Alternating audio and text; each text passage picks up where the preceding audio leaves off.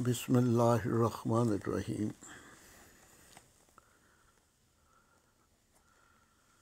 خاکسار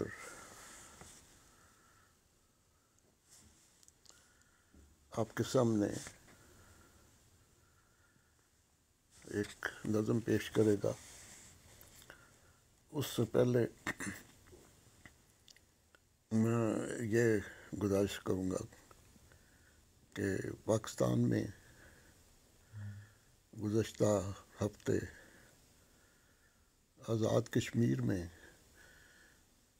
کوٹلی ضلع کوٹلی میں بامڑہ اس شہر کا نام ہے یا گاؤں کا نام ہے، وہاں پر ایک جماعت احمدیہ کی مسجد تھی بڑی خوبصورت پہاڑی کے اوپر۔ تو وہاں پر کوئی 40-50 دہشت گرد جو اپنے آپ کو لبیک کے مجاہد کہتے ہیں یا ختم نبوت کے مجاہد کہتے ہیں، تو وہاں پر گئے۔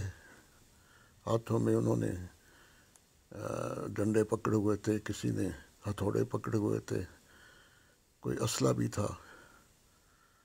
تو وہ اس مسجد کے اوپر چڑھ گئے اور ان کے منارے جو تھے انہوں نے توڑے، اور دو جو چند احمدی وہاں تھے ان کو بھی مارا اور زخمی کیا،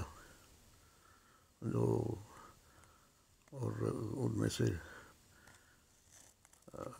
شاید ایک کے سر پہ شاید ہتھوڑا لگا ہے اور ایک کو شاید گولی بھی لگی ہے۔ تو وہاں پر پولیس تو بعد میں پہنچی ہے، لیکن بہرحال ان ظالموں نے خدا تعالیٰ کی مسجد کو کہ محراب اور جو یہ منارے تھے وہ توڑے۔ ان کو ذرا شرم حیا نہیں آئی کہ تم کون سا کام کر رہے، یعنی مسلمان کہلاتے مسلمان ہو، ہم بڑے مجاہد ہیں ختم نبوت کے اور بڑے مجاہد ہیں لبیک کے، رسول پاک صلی اللہ علیہ وسلم کو بدنام کرتے ہیں ان کا نام لے کر۔ رسول کریم صلی اللہ علیہ وسلم تو مسجدیں تعمیر کرنے کے لیے آئے تھے، ان کو آباد کرنے کے لیے آئے تھے، لیکن تم لوگ وہاں جاتے ہو جتھے بنا کے، جس طرح ابو جہل جتھے بنا کے حملے کرتا تھا اور مسلمانوں کو نماز نہیں پڑھنے دیتا تھا اور اپنے اللہ اکبر نہیں کہنے دیتا تھا اور خدا کی توحید کا اعلان نہیں کرنے دیتا تھا۔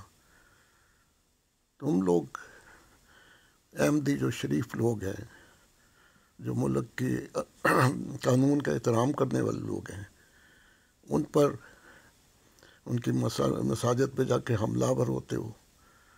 حیرانگی کی بات ہے کہ تم جیسے دہشت گردوں کو اور انتہا پسندوں کو حکومت بھی ڈر یا اپنی کوئی سیاست بچانے کے لیے یا مطلب کہ وہ نرمی سے کام لیتی ہے، حالانکہ جو ملک کا قانون ہے وہ ہر شہری کو اس کا تحفظ دیتا ہے۔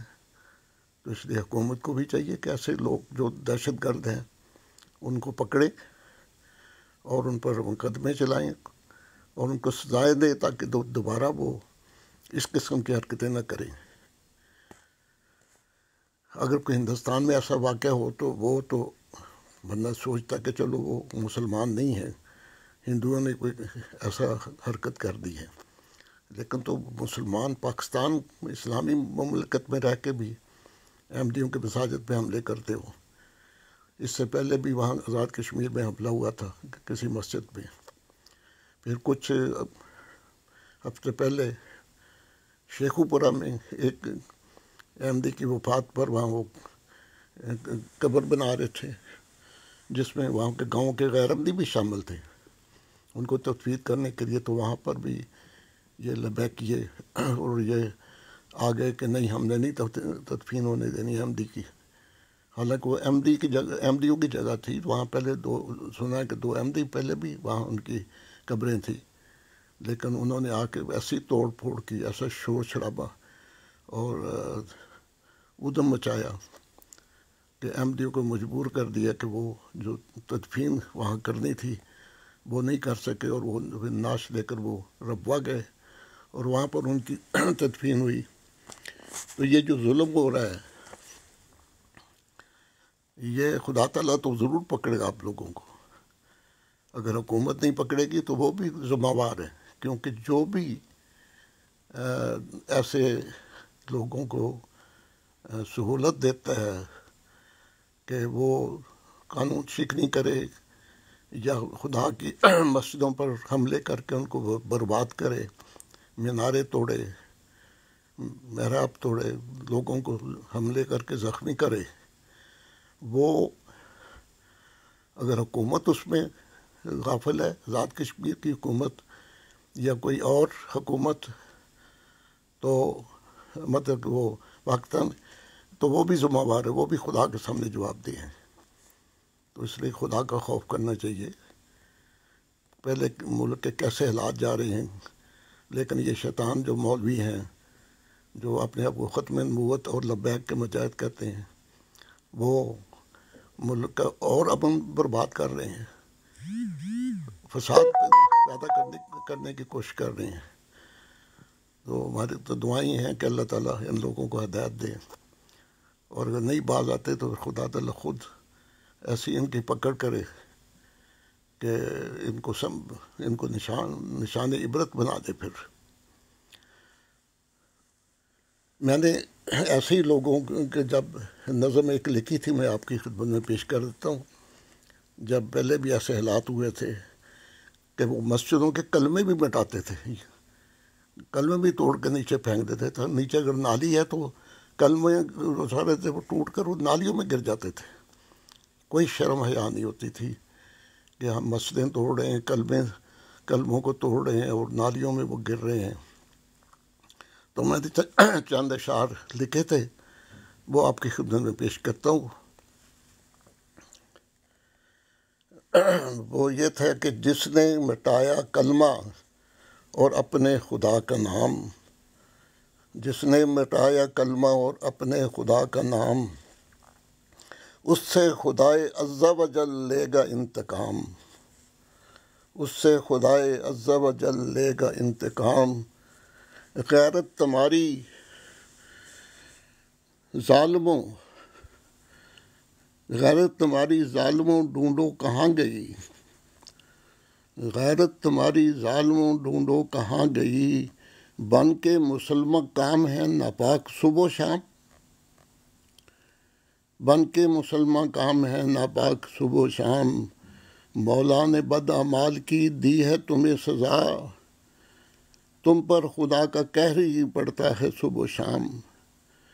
یہ دنیا جو اس وقت ملک میں جو بالکل یہ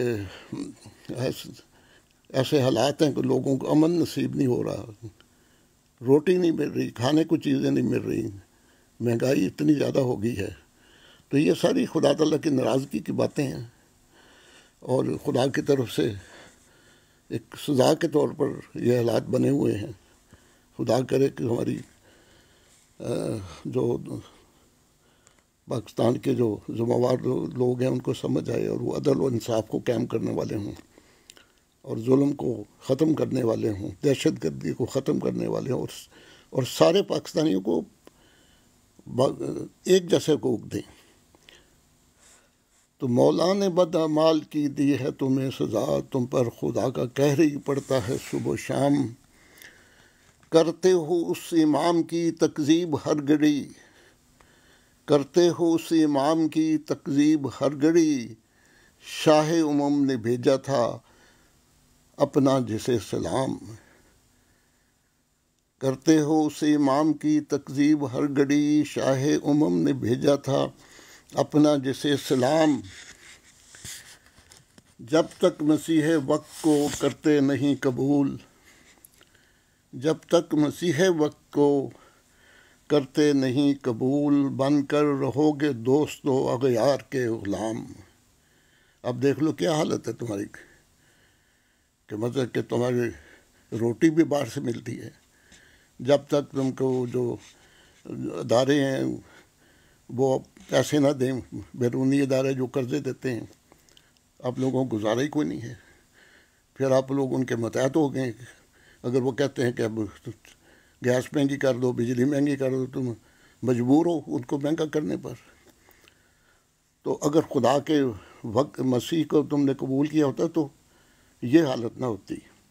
جب تک مسیح وقت کو کرتے نہیں قبول، بن کر رہو گے دوست و اغیار کے غلام، کشکول لیے پھرتے ہو دنیا میں ہر جگہ، کشکول لیے پھرتے ہو دنیا میں ہر جگہ، برکت اٹھی ہے ایسی کہ بگڑا ہے سب نظام۔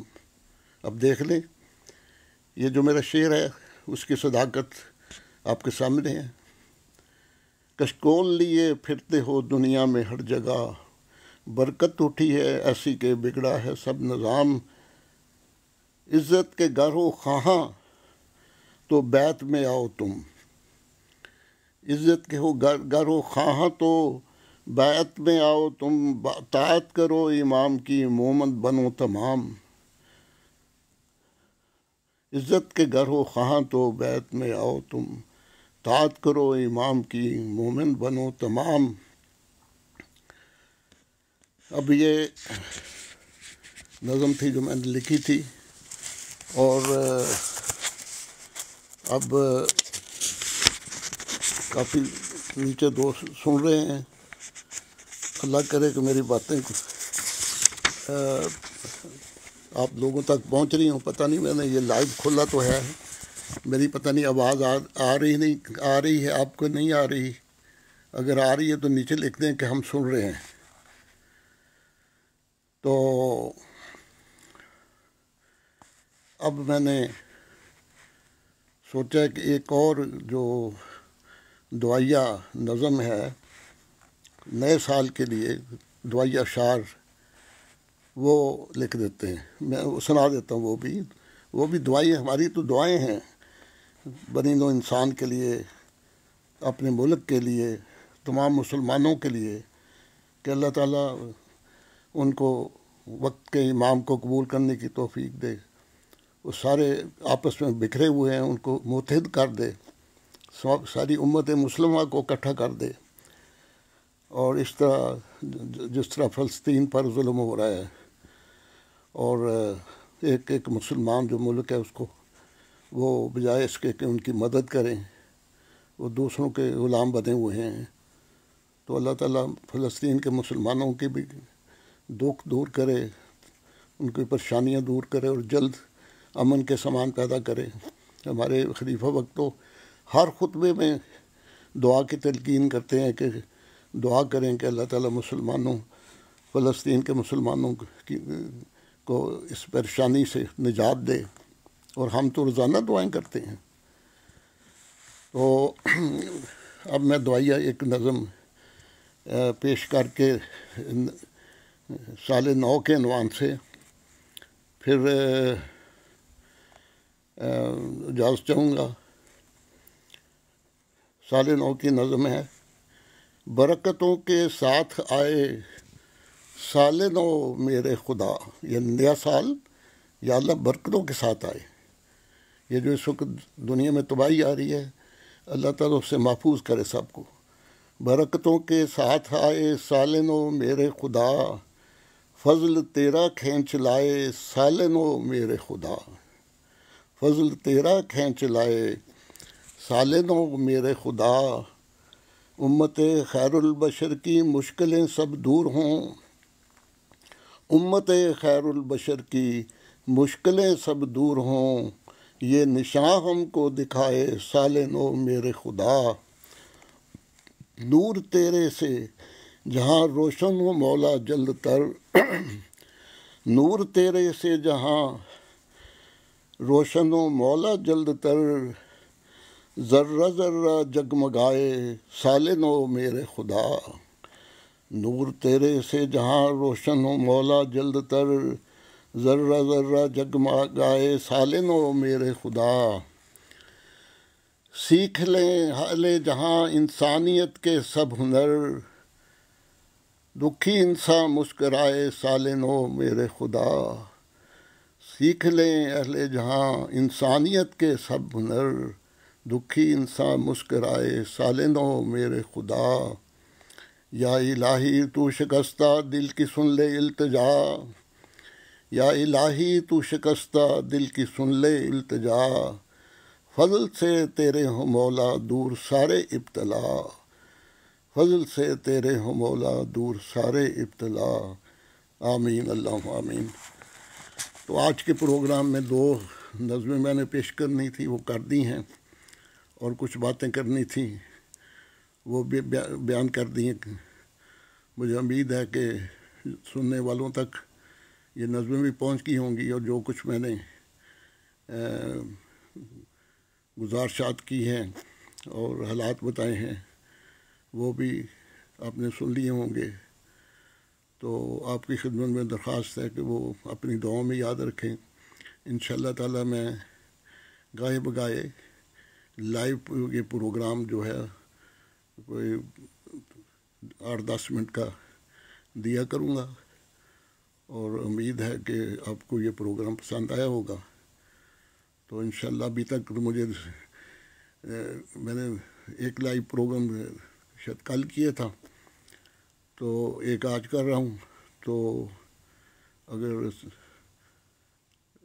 کیونکہ اتنی مجھے تو پوری طرح اس کا بھی سسٹم نہیں سمجھ آیا، لیکن بہرحال میں نے کسی دوست سے پوچھ کر اس کو شروع کر دیا ہے کہ کس طرح لائیو پروگرام دینا ہے۔ تو خدا کرے کہ میری باتیں لوگوں تک پہنچیں اور اس سے کوئی فائدہ اٹھائیں۔ اللہ تعالیٰ ہم سب کو اپنی حفظ و امان میں رکھے اور اپنی رضا کی راہوں پر چلائے۔ السلام علیکم ورحمۃ اللہ وبرکاتہ۔ خدا حافظ و ناصر۔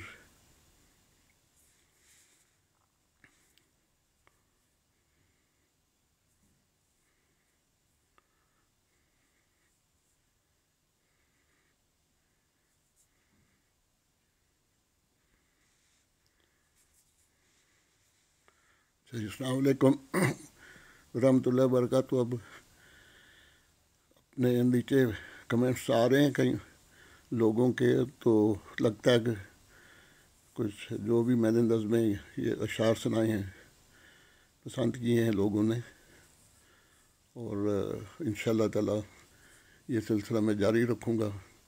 ہفتے میں 2-3 دفعہ تو ضرور کروں گا۔ کوشش کروں گا کہ رات کو فارغ ہونے کے بعد مغرب عشاء کی نمازوں کے بعد تو کچھ پروگرام لائیو دے دیا کروں۔